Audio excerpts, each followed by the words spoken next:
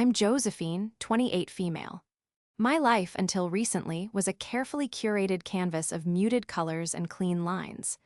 I live in a small but sunny apartment in the city, a place I filled with plants and art, and I work from home as a freelance graphic designer. It was a quiet, controlled existence, built on deadlines, creativity, and the comforting predictability of my routine. But beneath the surface, a storm was gathering, one that would tear down everything I thought I knew about family and trust, centered around the one person I should have been able to count on most: my older sister.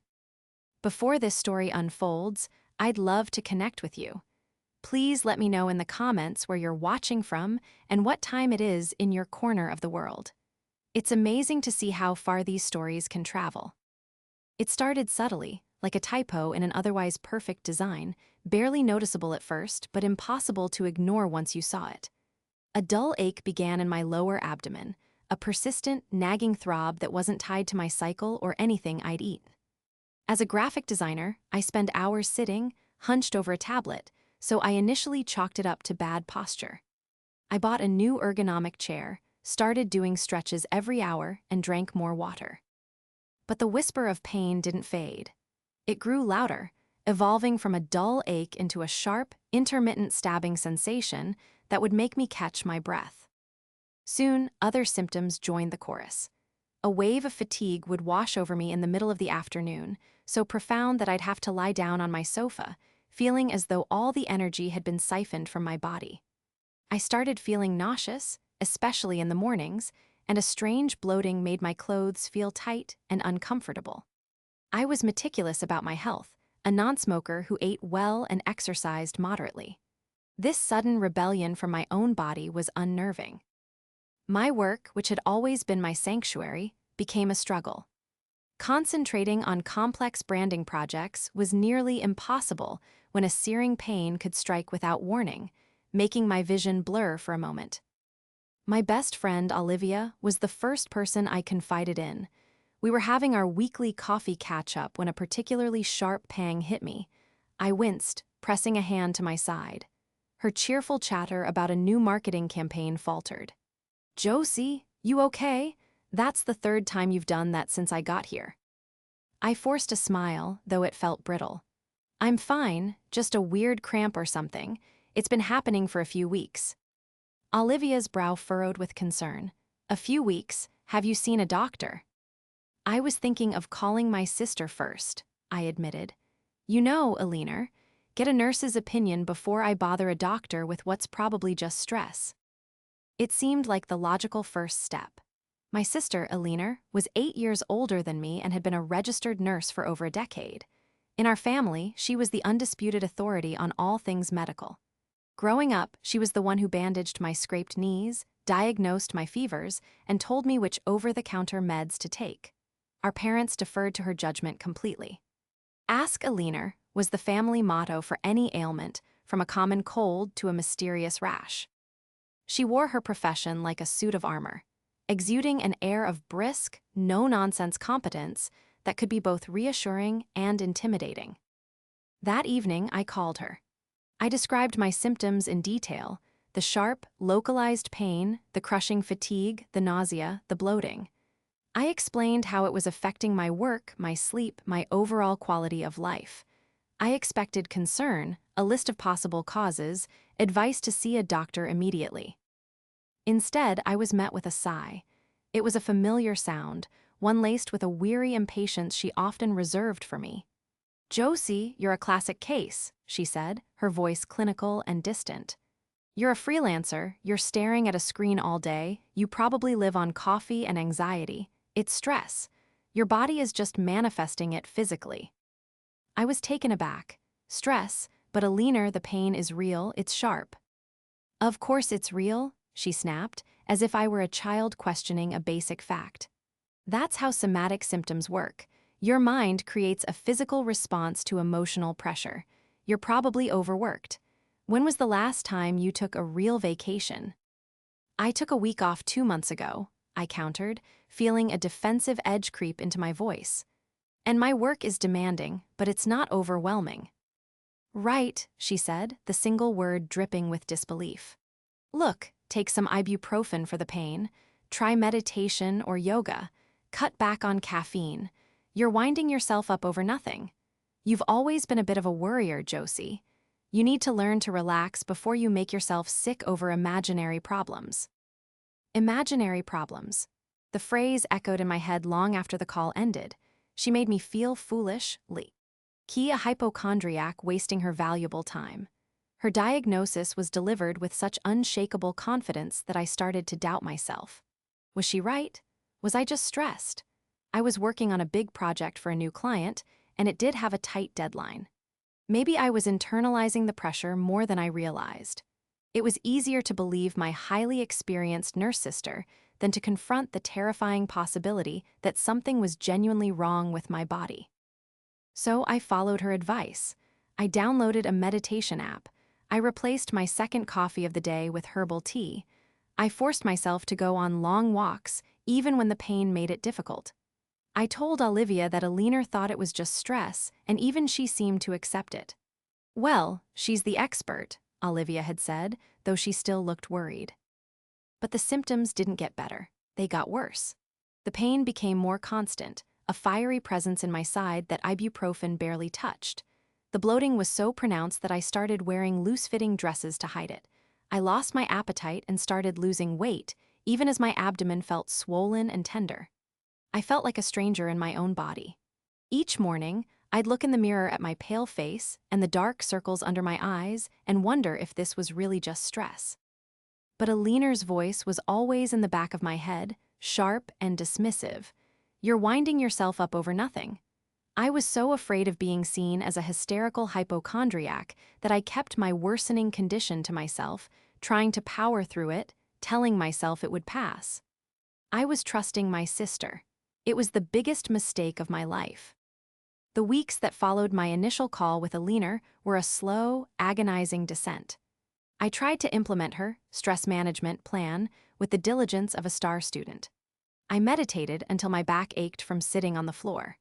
I drank so much chamomile tea that the floral scent seemed to cling to me. I took on fewer client projects, hoping a lighter workload would ease the mysterious tension she insisted was strangling my insides. But the pain was an anchor, pulling me down deeper into a sea of fear and exhaustion. It was becoming impossible to hide. During a video call with a client, a sudden, blinding wave of pain made me gasp and clutch my side. I saw the alarm on their face through the screen and quickly tried to play it off as a simple muscle cramp. Too much time at the desk, I managed, forcing a weak laugh. The client was polite, but I knew it looked unprofessional. My focus was shattered, my creativity stifled. The clean lines and vibrant colors that defined my work were being replaced by a muted, joyless fog. My social life evaporated. I started making excuses to avoid seeing Olivia and our other friends. The effort of putting on a happy face, of pretending I wasn't in constant, grinding pain, was too much to bear. My world shrank to the four walls of my apartment. I called Alina again about a month after our first conversation. My voice was shaky, thin with a desperation I could no longer conceal. Alina, it's getting worse, I pleaded, skipping any pleasantries. The pain is constant now. I can barely eat and I feel sick all the time. I really think I need to see a doctor. I think something is wrong. This time, her impatience was gone, replaced by a cold, hard anger. Josephine, we've been over this, she said, her tone sharp as a scalpel. I told you what this is. The fact that you're obsessing over it is only making it worse. You are fixating on these symptoms, and your anxiety is amplifying everything you feel. This is classic health anxiety. But I lost 5 pounds in the last 2 weeks without trying, I argued, my voice cracking. My pants are loose. That's not anxiety. It absolutely can be, she shot back. Stress affects appetite. Honestly, Josie, this is becoming ridiculous. Do you know how many people I see in the ER every single day who are perfectly healthy but have convinced themselves they're dying? They read something online, and suddenly every headache is a brain tumor. You're doing the same thing. You need to get a grip. Her words were like stones, each one a heavy blow to my crumbling confidence. She wasn't just dismissing my symptoms, she was judging my character. She was painting me as weak, irrational, and hysterical. The long-standing dynamic of our relationship was on full display. She, the competent, logical older sister, and I, the sensitive, overly emotional younger one. It was a role I'd been cast in since childhood, and she was forcing me back into it. "I'm not like that," I whispered, more to myself than to her. "It feels different." "I'm a nurse, Josephine. I have years of clinical experience. I think I know stress-induced somatic pain when I hear it. Going to a doctor right now will only feed into your anxiety. They'll run a bunch of expensive, unnecessary tests, tell you you're fine, and you'll just move on. To worrying about the next imaginary illness. You need to trust me. Stop Googling your symptoms, stop focusing on the pain, and get out of your own head." She ended the call with a curt, "I have to go, I'm heading into a shift, just try to relax." The line went dead, leaving me in a stunned silence. She hadn't just offered advice, she had issued a command. Trust me. She had used her professional authority not to help, but to shut me down completely. Her dismissal was so absolute that it felt like a betrayal. It wasn't just a difference of opinion, it was a fundamental denial of my reality. I was in real, physical agony, and she had diagnosed me, without ever laying eyes on me, as mentally overwrought. That conversation was a turning point. A small, defiant spark flickered to life within me. Part of me was still cowed by her certainty, but another part was starting to get angry. She hadn't asked follow-up questions. She hadn't suggested tracking my symptoms. She hadn't even considered a single alternative. She had jumped to a conclusion that painted me as the problem, not my physical condition. Despite my growing anger, fear and self-doubt were still powerful forces. The medical world was her territory. What if she was right? What if I went to a doctor and they found nothing? The humiliation would be unbearable. Elinor would never let me live it down. It would become another family anecdote, told at holidays for years to come. Remember that time Josie was convinced she was dying and it was just stress? The thought made my stomach churn, with a sickness that had nothing to do with the physical pain. So I waited. I tried one more time to believe her, to will myself to be better, to relax the pain away. I isolated myself further, ashamed of the state I was in and terrified of being judged. My life became a waiting game, waiting for the pain to stop, waiting to feel normal again, waiting for my sister's diagnosis to magically come true. Instead, I was waiting for a catastrophe, and it was coming much faster than I could have ever imagined. The whispers of pain were about to become a scream. The breaking point arrived on a Tuesday night. I was trying to work, pushing through a haze of pain to finish a logo design for a client. The ache in my side, which had been a constant, smoldering fire for weeks, suddenly roared to life. It was a pain unlike anything I had ever experienced, a white-hot, tearing sensation that ripped through my abdomen and radiated up into my chest. My vision tunneled, the edges turning gray and fuzzy. A wave of nausea so intense it felt like drowning washed over me, and a cold, clammy sweat broke out all over my body. I stumbled from my chair, knocking it over with a clatter, and collapsed onto the floor. I was gasping for air, my heart hammering against my ribs like a trapped bird. I knew, with a certainty that cut through the fog of pain, that this was not stress. This was not in my head. This was my body screaming for help. My phone was on my desk, just out of reach. With trembling, clumsy fingers, I crawled the few feet across my hardwood floor, every movement sending fresh waves of agony through me. I managed to grab the phone, my thumb fumbling with the screen as I tried to call for an ambulance. My first instinct, born of years of habit, was to call Elinor. But the memory of her cold, dismissive voice stopped me. She wouldn't believe me. She would tell me I was having a panic attack. The thought propelled me to action. I dialed for an ambulance, my voice a weak, breathless rasp as I gave the operator my address. Then I called Olivia. She answered on the second ring. "Josie, what's up?" "Olivia," I sobbed, the sound torn from my throat. "Something's wrong. The pain, it's so bad. I called an ambulance." The change in her voice was instantaneous, shifting from casual warmth to sharp, focused concern. I'm on my way. Hang on, Josie. I'll meet you at the hospital. Which one are they taking you to? I managed to tell her before another wave of pain crashed over me, and I dropped the phone. The next few minutes were a blur of sirens, blurred lights, and the calm, steady voices of the paramedics. They were kind and efficient, asking questions I could barely answer as they got me onto a stretcher. The ride to the hospital was a dizzying nightmare of bumps and jolts, each one sending a fresh jolt of agony through my body. The emergency room was a chaotic symphony of beeps, voices, and hurried footsteps. I was wheeled into a cubicle, where the world narrowed to a small space sectioned off by a pale blue curtain. A nurse took my vitals while I curled on my side, clutching my abdomen and trying to breathe through the relentless pain. Olivia arrived shortly after, her face pale with worry. She grabbed my hand, her presence a small, solid anchor in the terrifying storm. "What happened?" she asked softly. "I don't know," I whispered. "Eleanor said it was just stress." "I'll..." Ivia's eyes hardened. "Well, this isn't stress. We're going to get you some real answers." A doctor soon entered the cubicle, a man with tired but kind eyes and a calm demeanor. He introduced himself as Dr. Ben Carter. He listened patiently as I, with Olivia's help, recounted the past 2 months. I told him about the gradually worsening pain, the fatigue, the nausea, and the bloating. And then, feeling a hot flush of shame, I told him what my sister, the nurse, had said. "She was so sure it was just stress," I finished, my voice wavering. "She made me feel like I was crazy for worrying." Dr. Carter's expression didn't change, but a new intensity entered his eyes. He didn't dismiss it. He simply nodded and said, "Okay, Josephine, let's start with a physical exam." His touch was gentle as he palpated my abdomen. When he pressed on the lower right side, I cried out, the pain flaring so intensely that I saw stars. His face became grim. "I don't like the sound of this at all," he said, his voice low and serious.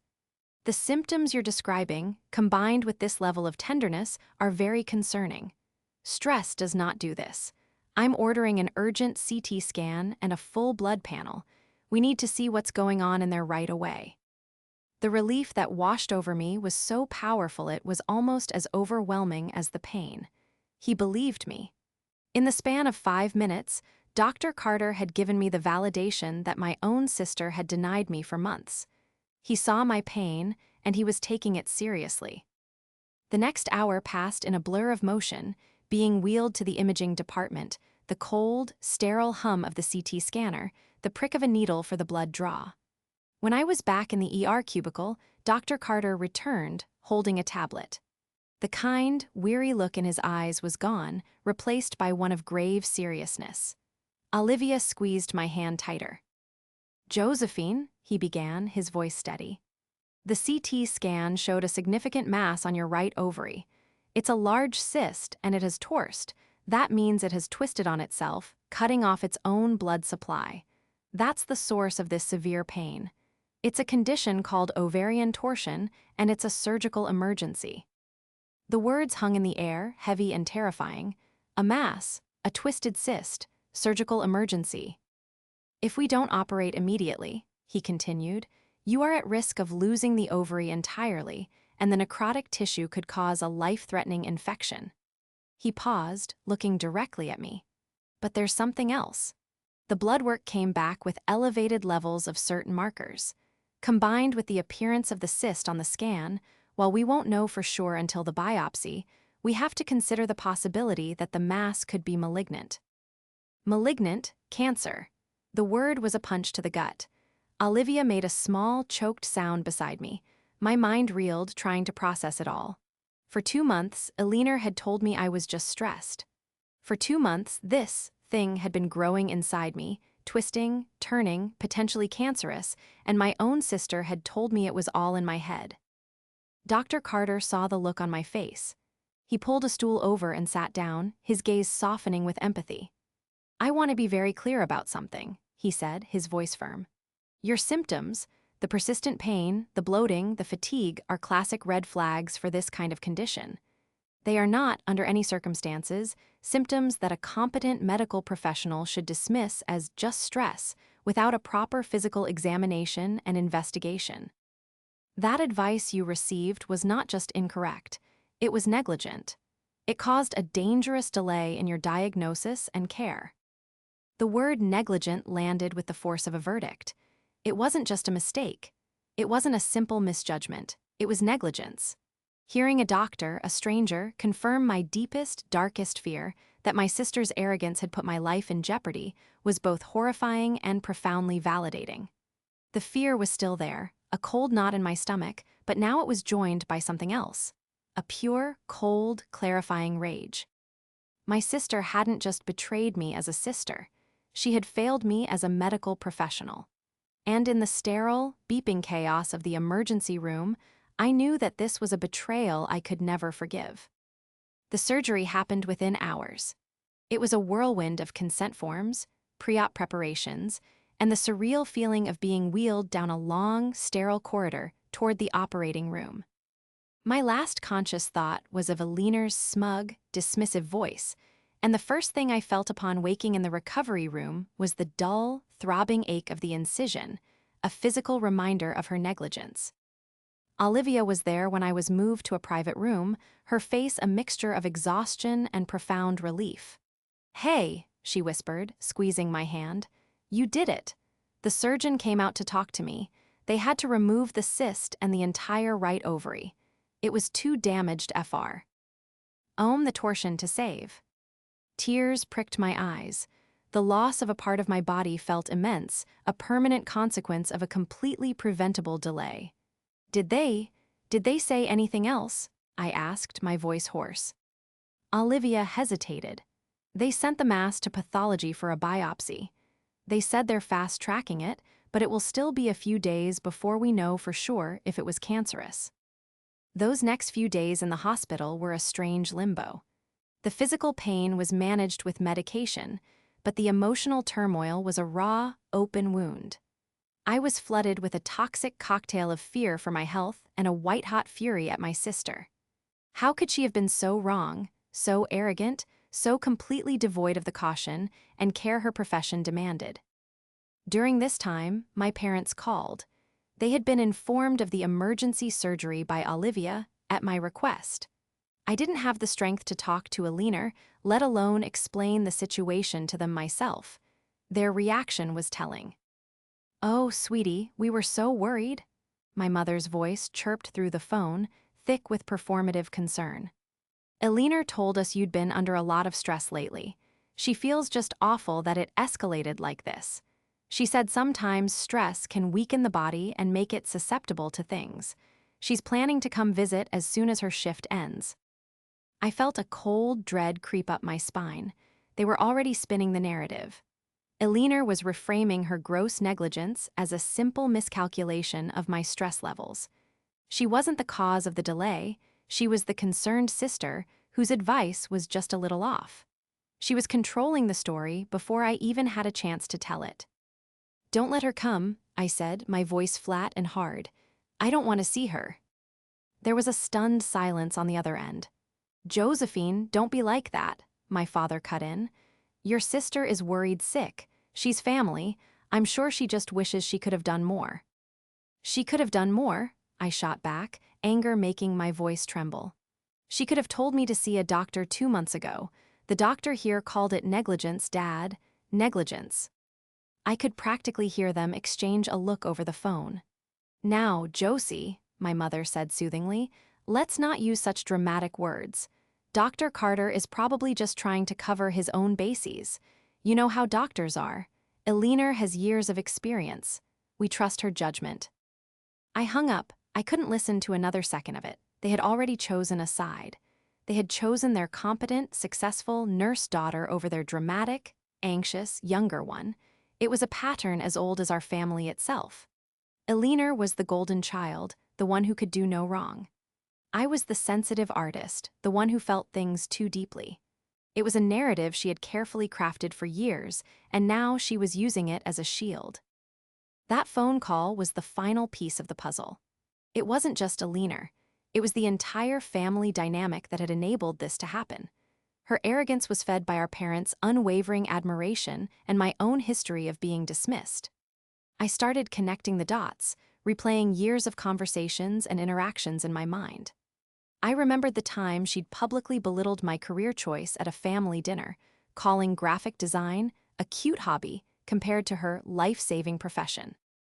I remembered all the times she'd given unsolicited medical advice that was more about asserting her authority than offering genuine help. She wasn't just a nurse.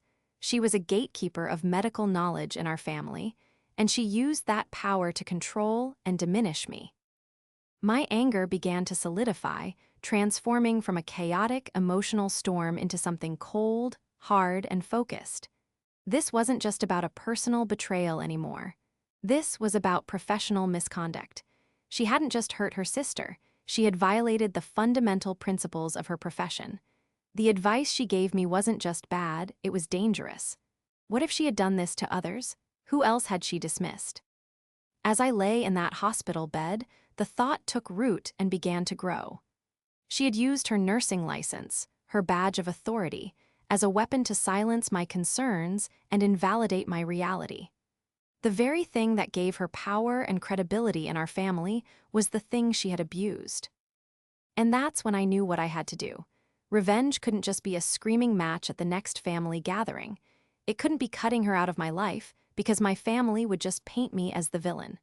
No, the revenge had to be as professional and clinical as her own supposed expertise. I had to go after the very source of her power, her nursing license. She had hidden behind her profession to harm me. I would use the rules of that same profession to expose her. The plan began to form, a blueprint for a justice that was as precise and unforgiving as a surgical incision.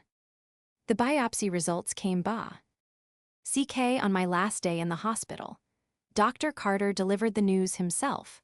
The mass was a borderline tumor, not aggressively malignant, but with the potential to become so. The surgery had been curative, but the delayed diagnosis had allowed the tumor to grow and the torsion to occur, costing me my ovary. It was the best-case scenario of a worst-case situation, and it cemented my resolve. This wasn't just about what could have happened, it was about what did happen.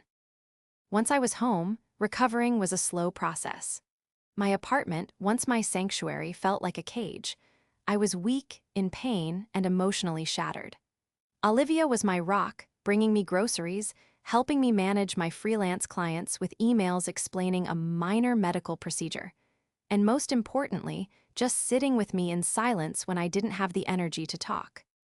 During those quiet days, my plan took shape.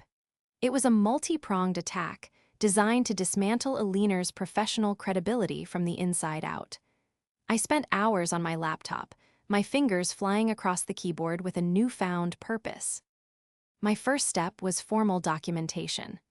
I requested a complete copy of my medical records from the hospital, including Dr. Carter's detailed ER notes. When the file arrived, I read his words over and over. Patient presented with severe abdominal pain. Reports a 2-month history of symptoms including pain, bloating, and fatigue. Patient states she was repeatedly advised by her sister, a registered nurse, that her symptoms were attributable to stress and to avoid seeking medical attention. This advice constituted a significant delay in care and represents a gross deviation from the standard of nursing practice. It was all there, in black and white, an official indictment from a medical peer. This document was my cornerstone. Step 2 was research. I delved into the State Board of Nursing's website. I read their code of conduct, their practice standards, and their disciplinary guidelines. I learned about the legal and ethical obligations of a nurse. A key principle I found was that a nurse has a duty to advise individuals to seek medical evaluation for any persistent, unexplained symptoms. They are expressly forbidden from making a formal diagnosis. That is the role of a doctor or nurse practitioner, and they certainly cannot advise against seeing a doctor when presented with multiple red flag symptoms. Aliner hadn't just given bad advice, she had violated the core tenets of her professional ethics. I found the official complaint form on the board's website.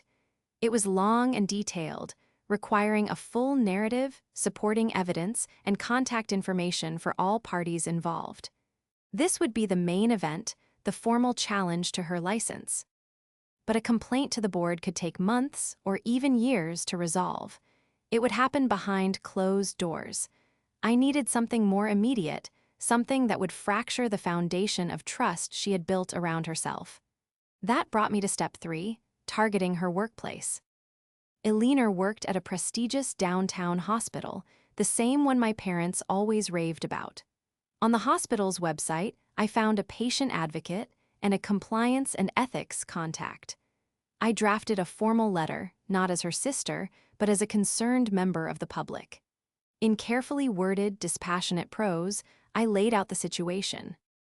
I explained that one of their senior nurses, Eleanor Vance, had engaged in a dangerous medical practice outside of work hours, using her position and title at their hospital to lend authority to her negligent advice.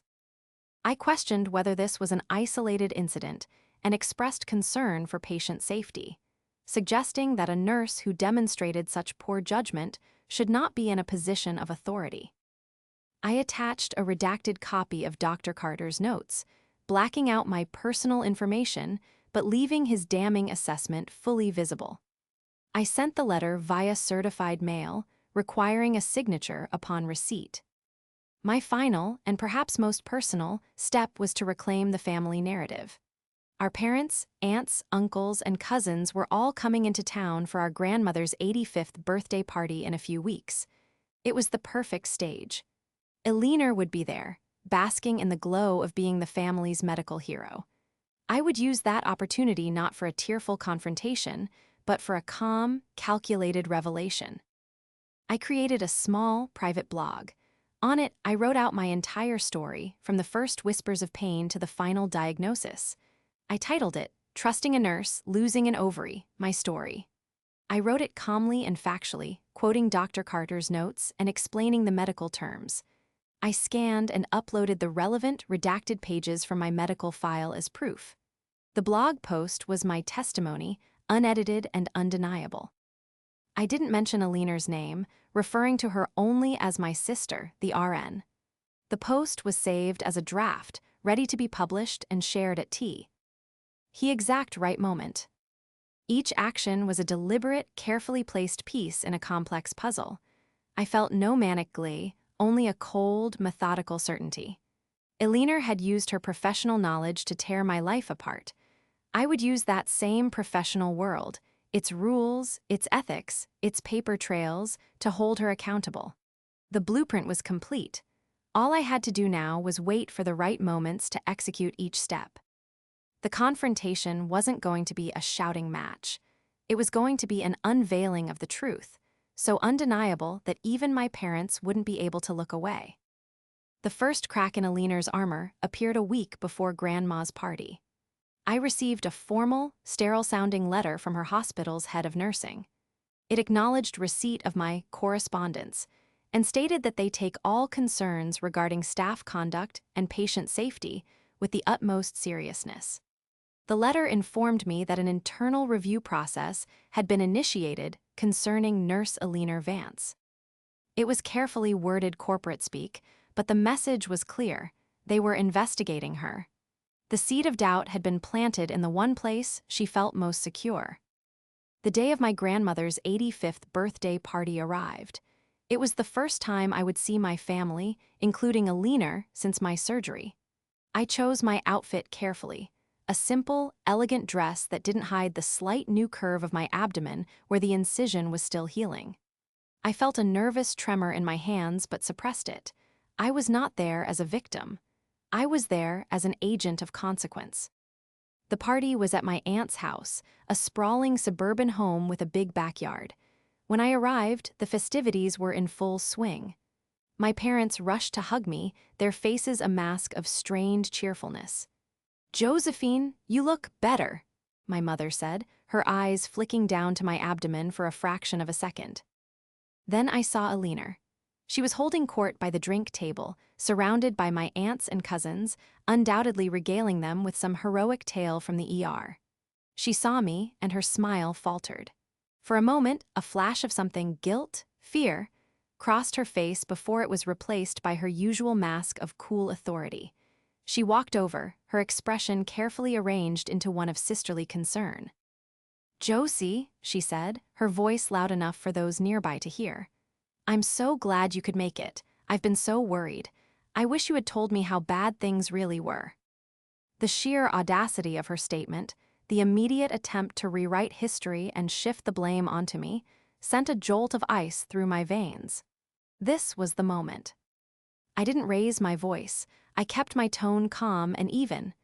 "You told me it was stress, Alina," I said, my voice clear and carrying. "You told me not to see a doctor. You said I was hysterical." The small circle of family around us went quiet. Alina's face flushed a deep red. "I was just trying to help you manage your anxiety," she hissed, her voice low and furious. "You were spiraling." "Was I?" I countered, taking a step closer. "Was it anxiety that caused a borderline tumor to twist my ovary until it died? Because that's what the surgeon found. Was it stress that required emergency surgery to save my life? The doctor in the ER had a different word for your advice.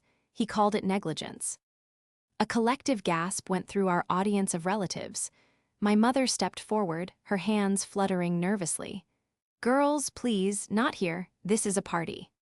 "You're right, Mom," I said, turning to face her and the rest of my family. "This isn't the place for a private argument. This is a matter of public safety." I took out my phone. With a few taps, I published the blog post I had written. Then, I sent the link to a group chat that included all my extended family members. Phones started buzzing in pockets and purses around the yard. "I've written everything down so there are no more misunderstandings," I announced, my voice steady and strong. "You can all read the truth for yourselves.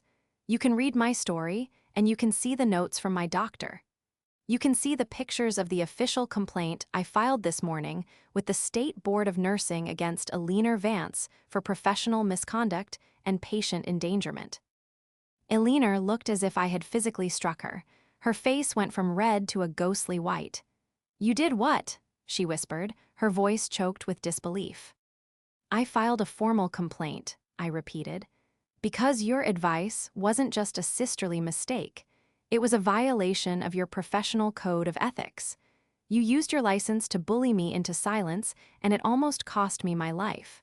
You don't deserve that license, Alina. You don't deserve the trust that people put in you." My father stepped forward, his face thunderous. "Josephine, this is a family matter. How dare you try to ruin your sister's career?" "She ruined her own career," I said, turning to face him, my heart AC. But my resolve unbroken. "She did it when she decided her ego was more important than my health.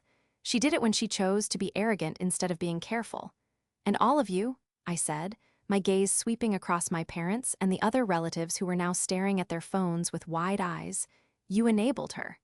You spent years treating her like a medical god and treating me like an overly emotional child. You created the dynamic that allowed this to happen. So you can read my story, and you can look at the evidence. But the days of me being silenced are over." Without another word, I turned and walked away. I left them standing in the sunny backyard, the sounds of the party having died down to a stunned, uncomfortable silence. I could feel their eyes on my back, but for the first time in my life, I didn't care about their judgment.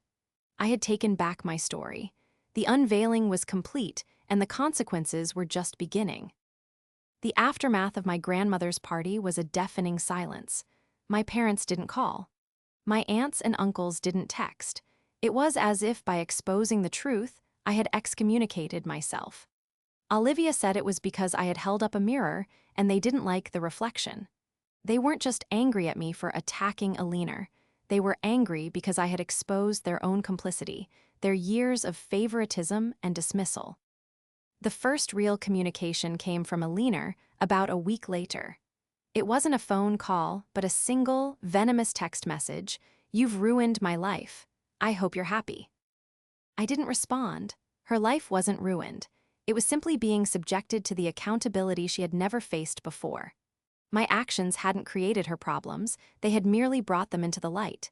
The internal review at her hospital had led to a formal reprimand and mandatory ethics retraining. She wasn't fired, but her reputation was tarnished. Her colleagues knew. Her supervisors knew. The armor of her professional superiority had been permanently dented. The process with the State Board of Nursing was slow and bureaucratic, just as I had expected. It involved months of paperwork, written testimonies, and eventually, a formal hearing. Eleanor hired a lawyer. I didn't need one. I had the truth and a mountain of evidence. I presented my case calmly and factually, relying on Dr. Carter's notes and the established standards of nursing practice. I spoke about the 2 months of agony and fear, and how my sister's professional authority had been used to systematically deny my reality. The board's decision came nearly a year after I filed the complaint. They found Eleanor guilty of unprofessional conduct. They didn't revoke her license, but they did suspend it for 6 months. To be reinstated, she would have to complete a rigorous series of courses on diagnostic protocols, patient communication, and professional ethics. It was a significant blow, a public and professional humiliation that would follow her for the rest of her career. The verdict was a quiet, profound vindication. It wasn't the dramatic gotcha of a movie. It was the slow, grinding, and deeply satisfying turning of the wheels of justice. During that year, I focused on myself. I continued with my graphic design work, finding comfort and control in my creativity. My freelance business began to thrive as I poured my renewed energy into it. I also started seeing a therapist to unpack the complex trauma of the medical crisis and the familial betrayal. I learned to separate my identity from the role my family had assigned me. I wasn't the sensitive, emotional one. I was resilient. I was methodical. I was strong. My relationship with my parents remains fractured. We exchange polite, infrequent texts on holidays and birthdays, but the warmth is gone. They have never been able to admit that they were wrong, that their blind faith in Eleanor was a mistake.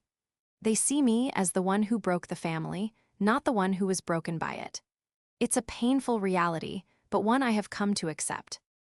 I've learned that sometimes the family you choose, like Olivia, who has been my unwavering support system, is more real than the one you were born into.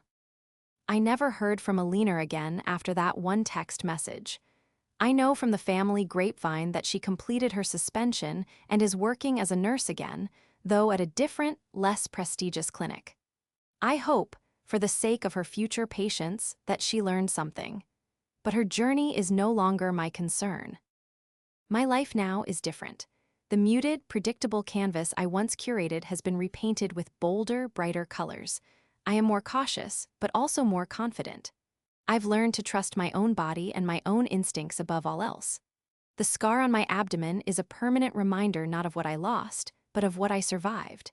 It's a testament to my ability to fight for myself, even when the person I was fighting was my own sister. There is a new dawn in my life. One that I fought for, and it is peaceful, it is strong, and it is entirely my own.